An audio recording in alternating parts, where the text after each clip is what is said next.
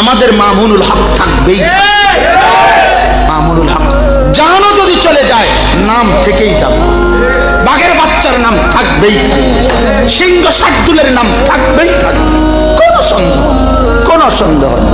আমরা তো এটা পরিষ্কার চ্যালেঞ্জিং আমাদের, যে শুধুমাত্র কোন ক্ষমতাসীনের বিরোধিতা না, আমাদের পক্ষ হলো কোরআন, আমাদের পক্ষ হলো ইসলাম, আমাদের পক্ষ হলো আল্লাহ। আল্লাহর পক্ষে বলতে গিয়ে যার বিরুদ্ধে যায় তাকেই শুনতে হবে কথা, তার বিপক্ষেই বলতে হবে, সেটা যেই হোক যেই হোক। আমি পরিষ্কার বলছি বারবার, আমাদের কোনো পেরেশানি নাই। আমার মতো কিছু নওজোয়ান আলেমের জান যদি চলে যায় কোনো সমস্যা নাই।